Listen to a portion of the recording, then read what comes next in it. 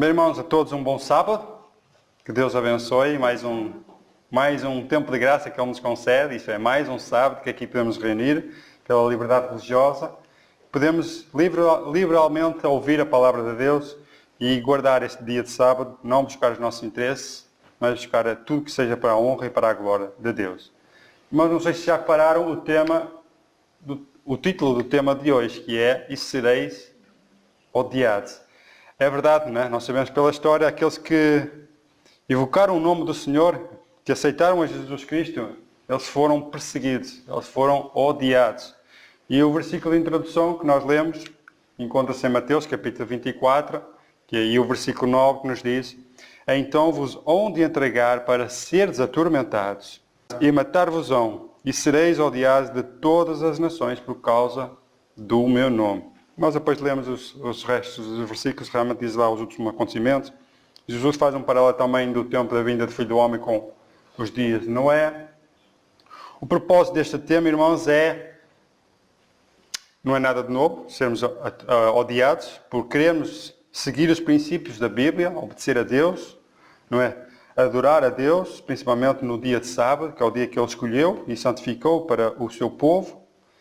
E sabemos que vai sempre surgir perseguições com aqueles que querem fazer a vontade de Deus. Este é o foco.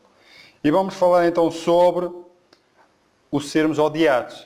Olhar lá ao passado, o foco deste tema é ver o que aconteceu com o cristianismo, ver o que irá acontecer com o cristianismo e ver porque é que foram perseguidos. Qual é o motivo? Está escrito que sobre Cristo que o odiaram sem causa, né? Qual foi o motivo de odiar a Cristo? Só fez o bem. O problema não estava em Cristo. Estava em nós, né? Infelizmente. Exatamente o que irá acontecer nos últimos dias. Satanás irá fazer uma obra tremenda que irá fazer com que o mundo odeie os seus seguidores. E nós devemos nos preparar. Por isso o tema "Sereis odiados". Nós podemos acompanhar isto em Testemunhos, volume 9, capítulo 28, isto foi o que Jesus disse aos seus discípulos. E o que está aqui escrito na Review era o 29 de abril de 1890, é o que é escrito para nós. Nos diz assim: "Cristo advertiu os seus discípulos relativamente ao que haveriam de encontrar em seu trabalho, como evangelistas. Ele, Cristo, sabia quais seriam os seus sofrimentos, quais as provações e dificuldades que seriam chamados a suportar." A quem é que Jesus diz isso? Aos seus discípulos. E nós conhecemos a história, né? E não é o caso, está escrito em Mateus capítulo 24, versículo 9, "E sereis atormentados, e sereis maltratados, né? E matar-vos-ão por causa do meu nome." Jesus fala isto aos seus discípulos. Para nós hoje, na revista Review and Herald, 29 de abril, no ano 1890, irmãos, já vai muitos anos, nos diz: "Não há necessidade de pensar que não podemos sofrer perseguições." Sabem porquê? Porque teremos de passar por tempos terríveis. Então, se vamos passar por tribulações ou essas coisas, nem precisamos ver isso. Sabe porquê? Porque é certo. Realmente isso é certo. Sempre foi com os seguidores de Cristo. Antes dos seguidores de Cristo, os discípulos foram assim com os profetas, né? Jesus até faz uma ilustração: "Jerusalém, Jerusalém, vós que maltratais, não é, aqueles que vos enviam, que foram os profetas, né? Quis tantas vezes ajuntar-vos como uma galinha junto aos seus pintos, debaixo da sua asa, e vós não quiseste."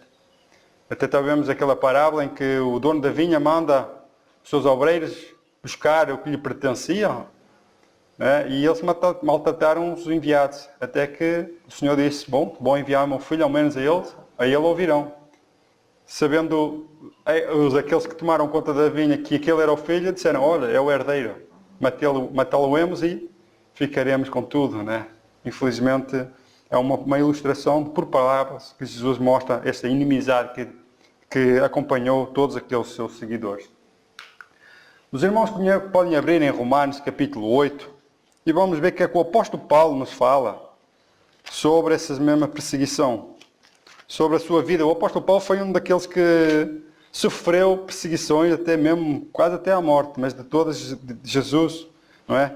O libertou. Capítulo 8, versículo 36. O que é que nos diz aqui? Diz o apóstolo Paulo: Como está escrito, por amor de ti, somos entregues à morte todo o dia. Somos reputados como ovelhas para o matadouro. Bem, parece que não há outra solução. É interessante que as ovelhas indo para o matadouro é morte certa, não é? Todos os animais indo para o matadouro é morte certa. E realmente parece que a vida de um cristão, de um homem que trabalha zelosamente na causa de Deus, é uma vida de sofrimento, de aflição. E parece que para terminar esta vida de sofrimento e aflição e viver pela causa de amar a Deus sobre todas as coisas e ao próximo, o fim é a morte. Sem derramamento de sangue não há remissão. E realmente é isso que o apóstolo Paulo nos fala. Somos mortos todos os dias.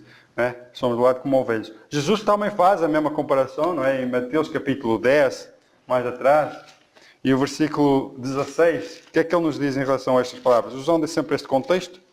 Eis que vos envio como ovelhas ao meio de lobos. Então ele dá-nos aqui um conselho. Portanto, sede prudentes como as serpentes e inofensivos como as pombas. Apesar de estarmos no meio dos lobos, este mundo, no meio de lobos, os cristãos, os que creem em Cristo, os seus seguidores, eles têm o conselho de serem prudentes como as serpentes, serem cautelosos e mansos como os pombos. Os pombos são uns animais muito inofensivos. Aliás, quando nos aproximamos deles, eles fogem, não é? Mas se tivermos milho, ou com medo deles vêm para cima de nós, é simples. Eles não têm interesse algum, eles não são interesseiros, são animais simples. É que a Bíblia diz que são inofensíveis. Então, essas características Deus nos pede, apesar de estarmos no meio de lobos, devemos ter sempre isto em mente. E sabemos que em todas estas coisas, nos diz aqui o apóstolo Paulo aos Romanos, o que é que ele nos diz? Em todas as coisas somos mais do que vencedores por aquele que nos amou. O apóstolo Paulo diz: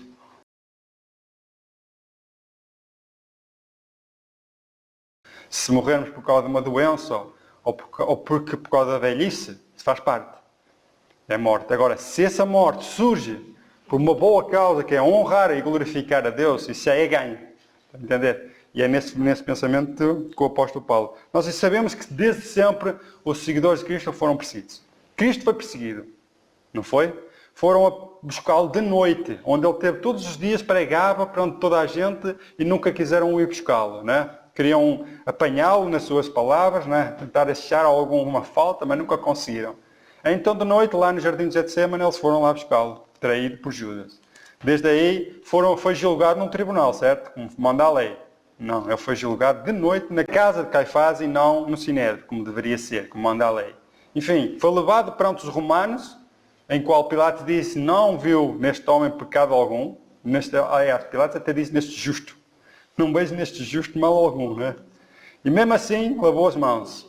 Ele tinha autoridade, Deus lhe deu autoridade para ele julgar o caso de Jesus. Mas ele foi sempre para o lado maior, julgando que o povo podia, depois, acusá-lo perante César. Então, fez a parte mais fácil. Ele lavou as mãos e disse, entregou-se, faz aí dele o que quiseres, A partir daí, os discípulos, depois da morte de Cristo, esconderam-se, Ficaram todos apontados, esconderam-se, mas Deus derramou sobre eles o Espírito Santo no dia de Pentecostes e cheios de poder eles pregaram o Evangelho, numa só geração praticamente, a obra que o Espírito Santo fez na chuva serolha com os seus discípulos. Vemos que a partir daí a Igreja de Cristo começou a crescer, o Evangelho começou a ser pregado aos gentios e vemos aqui o cristianismo a crescer de tal maneira. Mas é interessante que no meio do crescimento houve sempre a perseguição. O apóstolo Paulo era o perseguidor dos cristãos, Só quando ele conheceu que estava a perseguir o próprio Jesus na pessoa dos seus seguidores, ele mudou, graças a Deus. Então vemos que sempre isso houve sempre o acontecimento.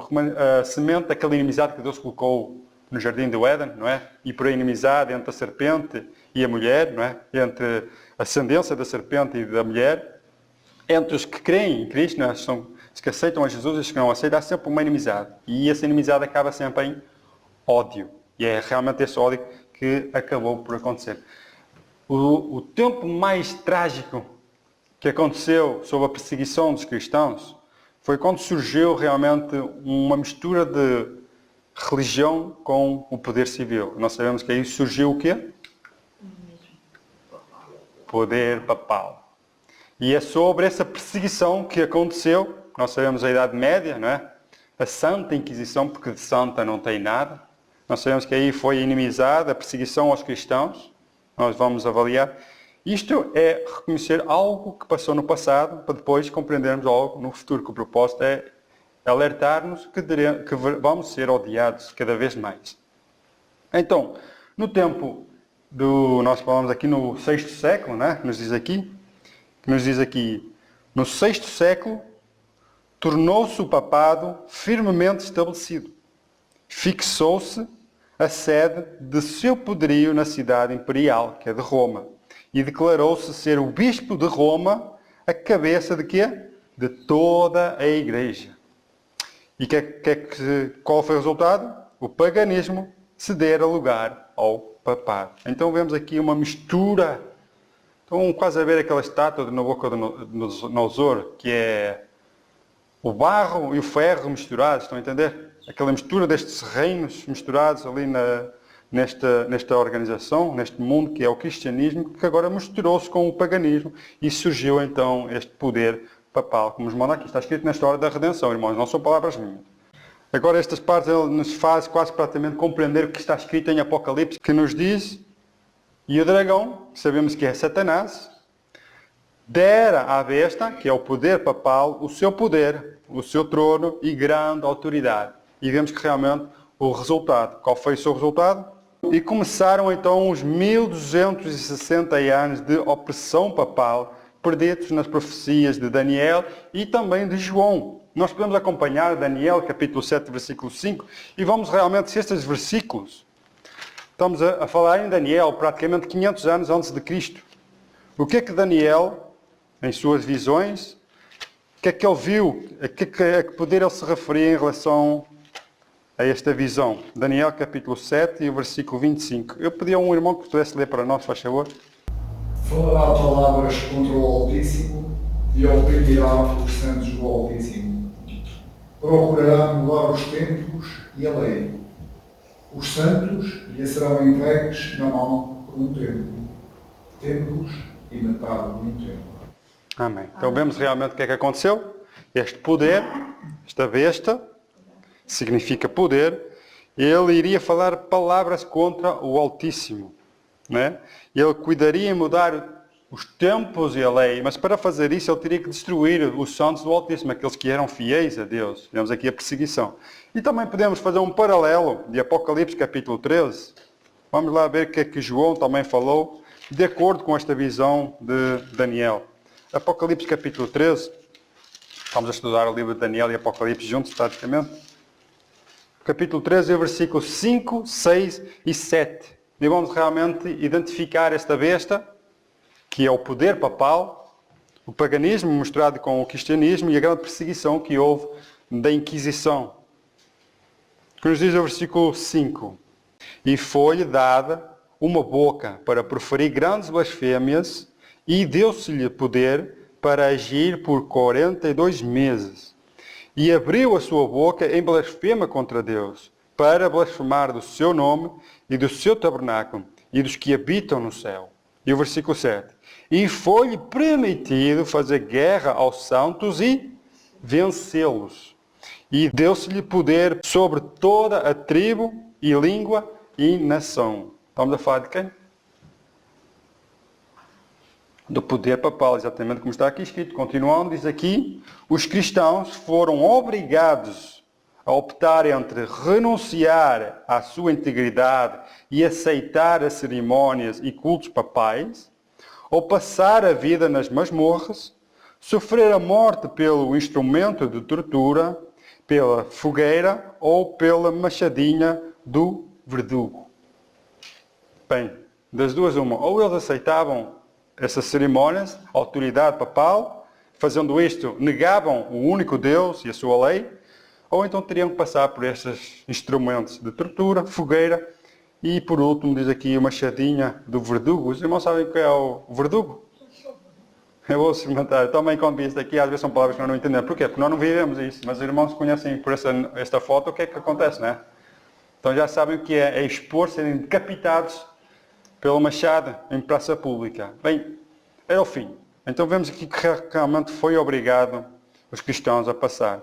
E isso cumpre-se as palavras que Jesus nos disse em Lucas capítulo 21, versículo 16 e 17. Não é? Vemos aqui o cumprimento das palavras de Jesus que nos diz: e sereis entregues até por vossos irmãos, parentes e amigos, e matarão alguns dentre vós, porque está escrito: de todos sereis odiados por causa do meu nome. Irmãos, como é que seria viver o cristianismo naquele tempo? Homens íntegros, fiéis, preferiram morrer, estas mortes terríveis, serem levados, do que negar a sua fé. E nós hoje, às vezes, por causa de termos que trabalhar no dia de sábado, abdicamos a fé, só por causa de podemos trabalhar no dia de sábado. Uma coisa simples. Mas estes homens, sabendo o que era a transgressão e o que é que implica, o que é que implicou a transgressão da lei, que foi o sacrifício de Jesus, eles olhavam a isso como algo terrível. Então dizia Martinho Lutero, antes de morrer do que pecar. E hoje, como é que será a nossa espiritualidade? Por medo de sermos odiados, calamos-nos. Né? Pôncio Pilatos lavou as mãos. Então não tomou nenhuma decisão, né? Ok, deixa fazer o que quiser. E nós hoje, o mundo faz tudo que é imoral, tudo que é errado, tudo que é de blasfémia e de levantar a ira, de despertar a ira de Deus, nós nos calamos. Onde é que está aquele João Batista? Onde é que está o Espírito de Elias? É claro que nós não devemos acusar nossos irmãos, mas devemos falar a verdade, não é?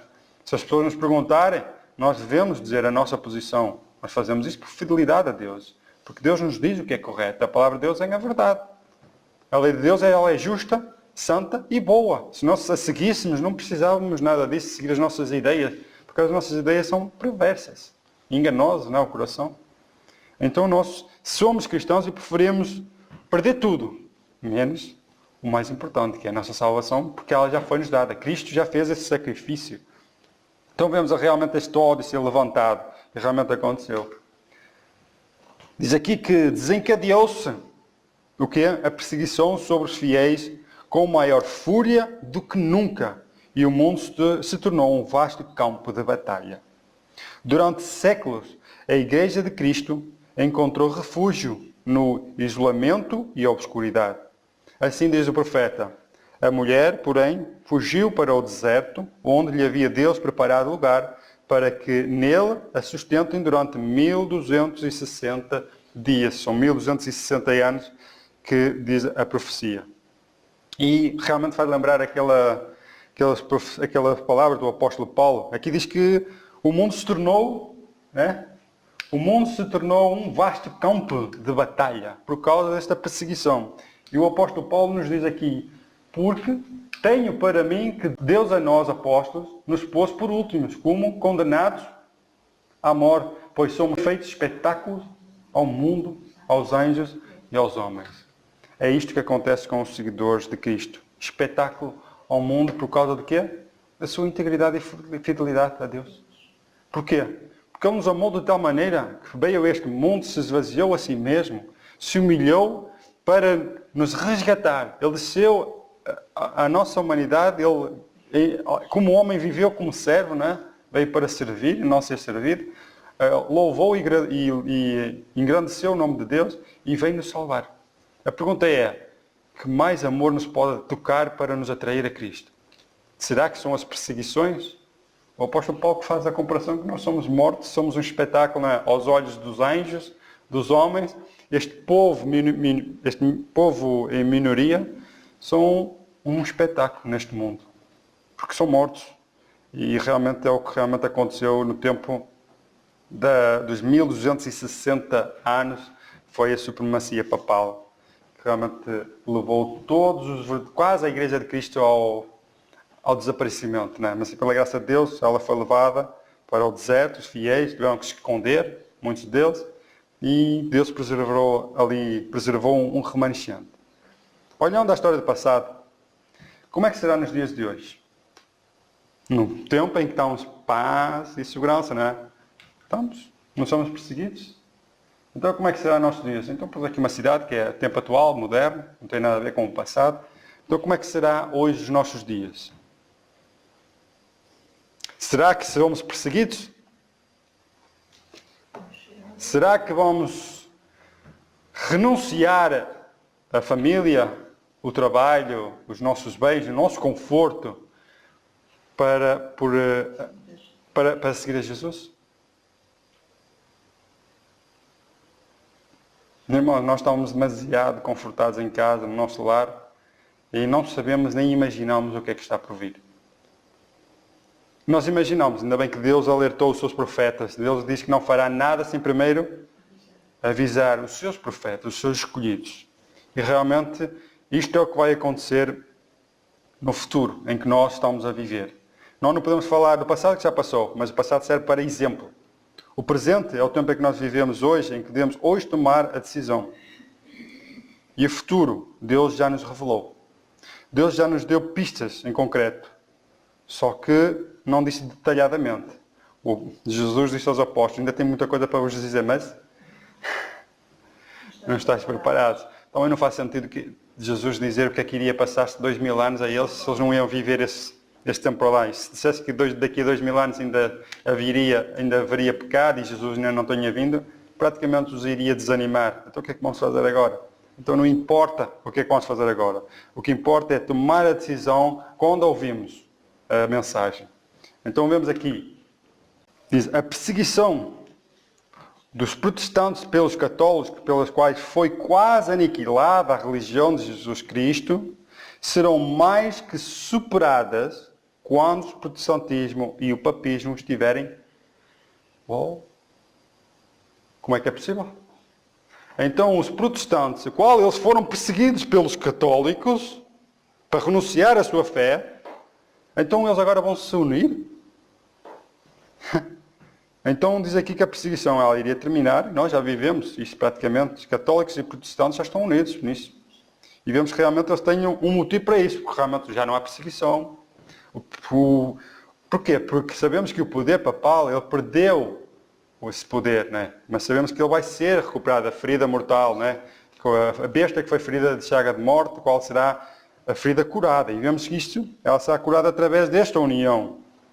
E vemos também aqui o povo de Deus que guarda os mandamentos, dentro de breve, será colocado em posição muito difícil.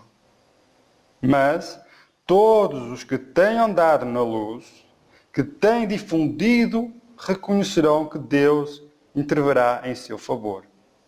Quando tudo parecer o mais proibitivo, então revelará o Senhor o seu poder aos seus fiéis. Então vemos aqui que o povo que guarda os seus mandamentos irão ser perseguidos em breve, por causa deste poder. Nós vamos avançar e vamos ver assim. Que fala de uma nação.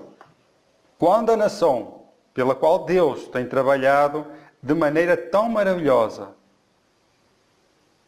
e sobre a qual tem lançado o escudo da onipotência, que é o poder do Espírito Santo, a abandonar o que? Os princípios protestantes, onde diz, o protestantismo acabou, e pela sua legislação, esse poder, essa nação, der proteção ao apoio do catolicismo, ao catolicismo, no que é limitar a liberdade religiosa. Então atuará Deus com o seu poder em favor do seu povo, que é fiel, aqueles que guardam os mandamentos. Exercer-se-á a tirania de Roma, mas Cristo é o nosso refúgio.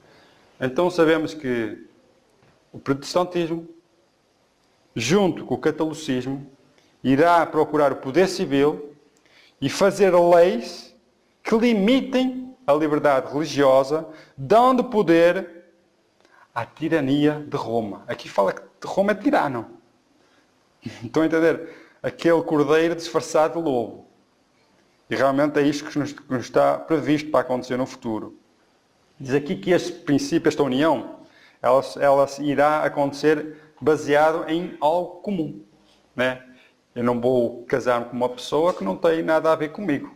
Né? Tem que ter ali pelo menos alguma coisa de comum. Né? Eu não vou ter amigos que não têm nada a ver comigo. Tem que ter ali algumas coisas de comum. Exatamente o que irá acontecer. Mas diz assim, quando as principais igrejas dos Estados Unidos, vamos a ver qual é a enganação que foi privilegiada, quando as principais igrejas dos Estados Unidos, ligando-se em pontos de doutrinas que lhes são comuns, influenciarem então o Estado para que imponha os seus decretos e lhes dê ou lhes apoie as instituições, a América do Norte protestante terá então formado uma imagem da hierarquia romana e a aplicação de penas civis aos dissidentes será o resultado inevitável. Então haverá outra vez a perseguição. Onde é que ela vai começar? Pelo menos nos Estados Unidos. Temos aqui alguma noção, graças a Deus. Vemos que os Estados Unidos, os protestantes dos Estados Unidos, eles foram ricamente abençoados. Nós sabemos que Ellen White era americana, certo? E foi nos Estados Unidos que caiu esta chuva maravilhosa. A onipotência de Deus estava sobre esta nação. Mas por causa desta nação agora deixar a Deus se unirem com o protestantismo já apostatado, vão dar então autoridade e poder à besta. Em que ponto? Qual é os pontos de doutrina, que nos diz aqui, pontos de doutrina que lhes são comuns? O que é que os protestantes e os católicos têm em comum? O primeiro dia da semana. Todos guardam o domingo. Certo? E se lhe disserem a eles que é o sábado dia do Senhor, ai de nós, né? Então todos guardam o domingo. Então o que é que irá acontecer? Irá acontecer o mesmo poder papal unir então a religião e o Estado juntos. E qual foi o resultado no passado? Foi a grande perseguição. Foi o espetáculo aos anjos, né? Aos homens, por causa da fidelidade a Deus. Então vemos aqui que as Escrituras ensinam que o papado, que é que nos diz aqui, deverá readquirir a sua supremacia perdida e que os fogos da perseguição serão reatados por meio das concessões oportunistas do chamado mundo protestante.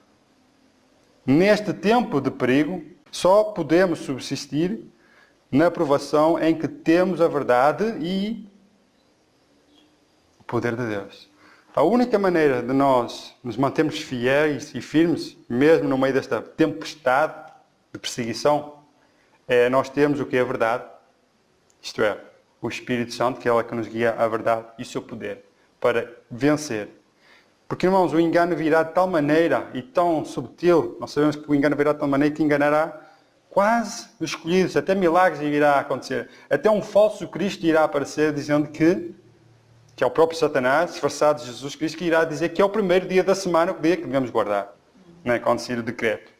Os irmãos não se estão atentos às mensagens que estão a surgir nas notícias. Eu estou muito atento, irmãos, muito atento. E algo me despertou a atenção. Os irmãos esta imagem já vos diz alguma coisa, não? O que é que nos fala esta imagem?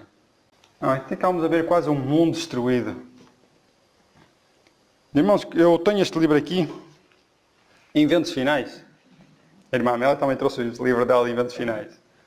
E neste livro eu comecei a ler logo o primeiro capítulo. Os irmãos leram o primeiro capítulo? Toda a gente sabe de cor. Hoje, quais os acontecimentos que toda a gente está quase a tomar... Está quase, como é que explicar, em pânico, se não agirem rapidamente. O que é que nos diz aqui? A sustentabilidade do planeta e as mudanças climáticas. Todo mundo está empenhado nisso, certo? E é interessante que quando eu li Eventos Finais, a minha primeira pergunta é: quando é que isto ocorrerá? Se isto já ocorreu, porque já foi escrito há muitos anos. Esta mensagem que está aqui foi em 1914, Primeira Guerra Mundial. E o segundo parágrafo, 1909. Para quando é que é isso? Mas fala na última crise da Terra, não é? Então é algo para o futuro. Então eu vou ler agora para os irmãos aqui, e os irmãos vão ver se realmente encaixa-se neste tema sobre a sustentabilidade do planeta e também as mudanças climáticas. Então aí já faz sentido. E nós estamos a falar sobre a perseguição. Isto não tem nada a ver com perseguição. Ou será que tem? Vamos então ler assim. O tempo presente é de dominante interesse para todo o vivente. Então é para todo o tempo presente. Governadores e estadistas, homens que ocupam posições de confiança e autoridade, homens e mulheres pensantes de todas as classes têm a sua atenção posta nos acontecimentos que tomam lugar ao nosso redor. Estão observando as relações que existem entre as nações. Eles examinam a intensidade de que está tomando posse de cada elemento terreno e reconhecem que algo grande e decisivo está para acontecer. Que o mundo está no limiar de uma crise estupenda. Agora faz sentido as mudanças climáticas. Longe de mim pensar que realmente toda a gente estava com interesse sobre isto. Irmão. Estão a fazer greves, estão a fazer protestos, estão a haver reuniões em todo o mundo.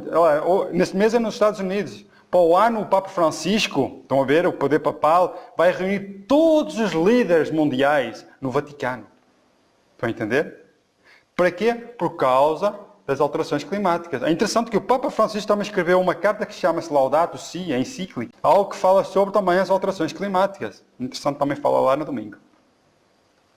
Estão a entender?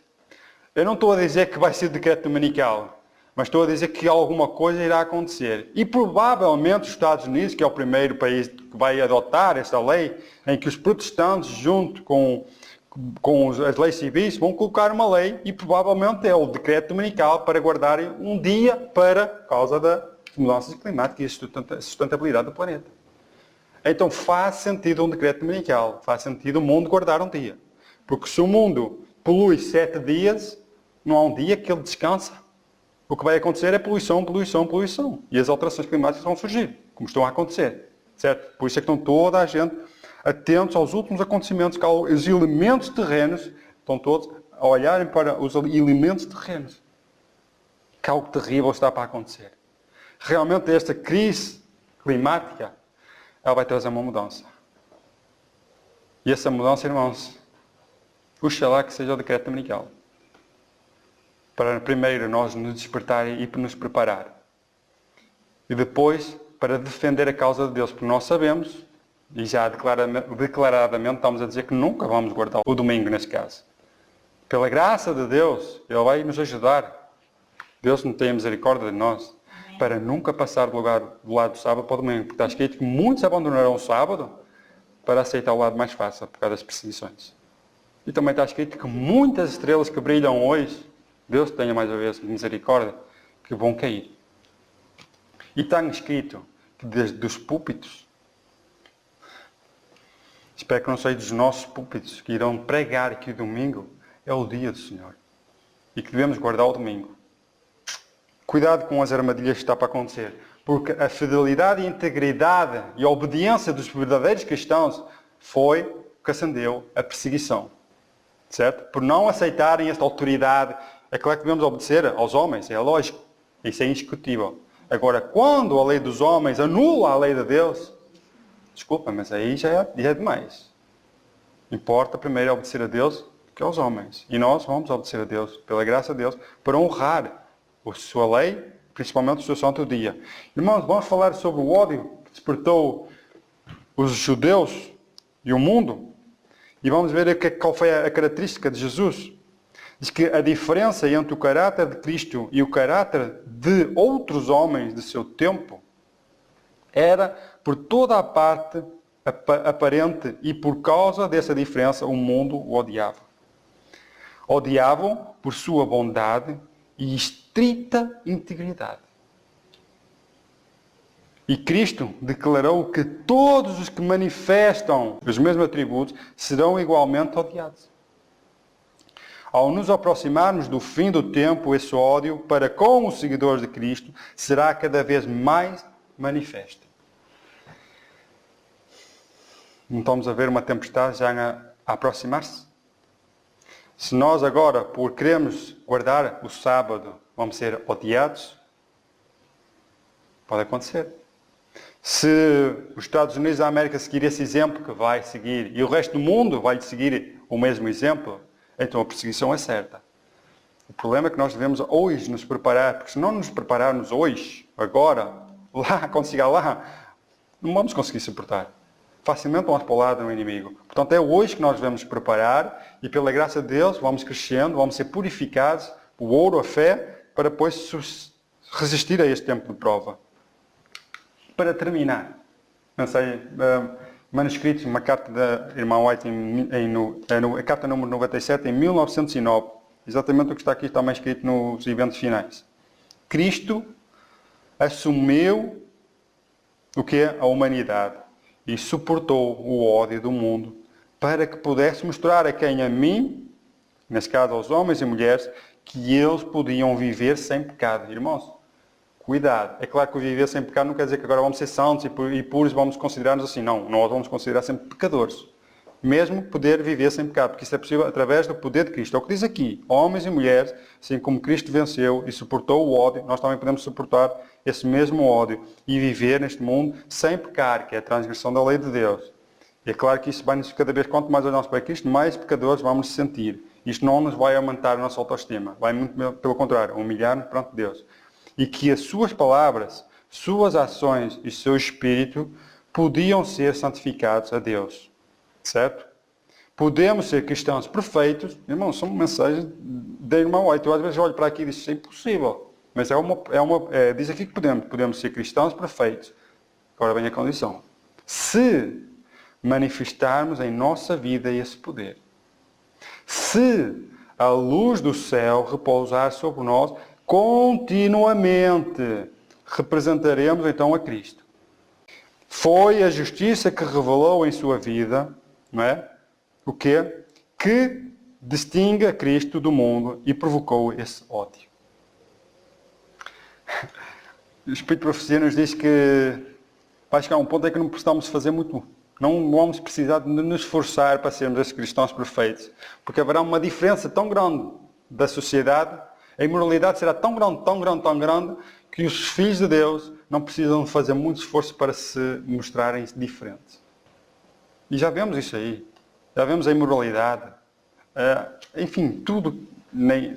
A notícia só nos fala disso. Se ligamos à televisão, esta semana, eu não costumo ver televisão, mas na hora do almoço, basta ligar a televisão num canal só de notícia, e lá diz, mulher, homem matou mulher. Homem raptou, matou não sei o quê. Homem violou não sei o quê. É só isso. E eu pergunto-me, eu estava a falar com a minha mãe e disse, eu estou com pena dos tribunais. Deve ser todos os dias a entrar processo. Todos os dias é processos novos. Por isso eles devem estar tão atribulados, tão cheios de processos que se calhar já estão com anos ainda por ser julgados e hoje ainda está a entrar mais processos. De casos de violação, ódio, sequestro, enfim, violação, enfim, tudo o que é mau. E isso mostra que algo terrível está para acontecer. Mostra que o Espírito de Deus está a ser retirado da terra, que os homens não querem saber da salvação. Agora, pela graça de Deus, haverá um tempo em que Deus irá derramar o seu Espírito sobre o seu povo para se preparar para a última crise. E nós sabemos que esse ódio, mais do que nunca, será de ser despertado por causa de quê? Do sábado contra o domingo, principalmente. A lei de Deus, nós não vamos falar sobre o sábado e o domingo. O sábado um dia, o domingo um dia. Não. Vamos a falar no sábado como a lei de Deus. Porque o sábado faz parte do quarto mandamento da lei de Deus. E o apóstolo Tiago diz que aquele que tropeça num mandamento, tropeça na lei. Não é? E estamos a transgredir contra aquele que escreveu a lei, que é Deus. Ao contrário dos homens. Porque o domingo é a invenção do homem. Não há nenhuma tábua de pedra escrita com o dedo do homem a dizer que devemos guardar o domingo. Né? E a importância é, quem aqui deve receber toda a adoração? Mas está escrito que o mundo adorará a besta e a sua imagem. Aqueles que não estiverem inscritos no livro da vida, aqueles que não forem selados. Então que agora possamos nós nos preparar então para a última crise da terra, porque o ódio vai se levantar. E ainda mais, seremos traídos por quem? Pelos da nossa própria família. Muitos vão dizer, eu conheço o Carlos. Ele está ali, ele guarda o sábado. Está tramado, o Carlos está tramado. O Carlos está tramado. Cuidado com as amizades. Amigos desses, quem precisa, com amigos desses, quem precisa de inimigos? Não estou a falar de Carlos, numa brincadeira, não. Estamos a falar de todos aqueles que o guardam, sábado irão passar por isso. E devemos já nos preparar para isso, porque se o decreto sai agora para o ano, onde é que nós estamos ainda? Vamos viver do que depois? Vamos ter que deixar as cidades. Não é? Estamos preparados para isso? Deus quer nos despertar, Deus quer nos levar à comunhão com Ele para resistir a estes tempos de crise. Mas se agora não despertamos com isto, vamos despertar com o quê? Irmãos, estejam atentos às alterações climáticas. Deus nos ajude realmente pela sua misericórdia a nós tomarmos esta decisão. Para terminar, eventos finais ainda, que nos diz ainda no segundo parágrafo, os irmãos leiam eventos finais e fazem evento, o cara está a dramatizar um bocadinho, não é? Oxalá que sim, oxalá que sim. Oxalá que sim. Diz assim, as calamidades em terra e mar, as condições sociais agitadas, os rumores de guerra são portentosos, pronunciam a proximidade de acontecimentos de maior importância. As forças do mal estão-se arregimentando e consolidando-se. Elas se estão robustecendo para a última grande crise. Grandes mudanças estão prestes a operar-se no mundo e os acontecimentos finais serão rápidos. Sabem o que a Greta disse lá naquela reunião sobre as mudanças climáticas? Grandes mudanças vão acontecer, quer queiram, quer não queiram. Interessante que este livro já foi escrito há mais de 100 anos, já diz exatamente a mesma coisa. Realmente não é preciso ser inteligente, não é preciso ter um estudo, um curso, para compreender que realmente algo terrível está para acontecer. E isto é os avisos de que a ira de Deus vai cair sobre a humanidade que rejeita, que transgride a lei de Deus. E realmente Deus ainda dá-nos misericórdia para abandonar o pecado, para sairmos de Babilónia, destas igrejas decaídas, que guardam o domingo e que adoram a besta e não a Deus. Que Deus abençoe realmente a tomarmos hoje a nossa decisão e nos preparar.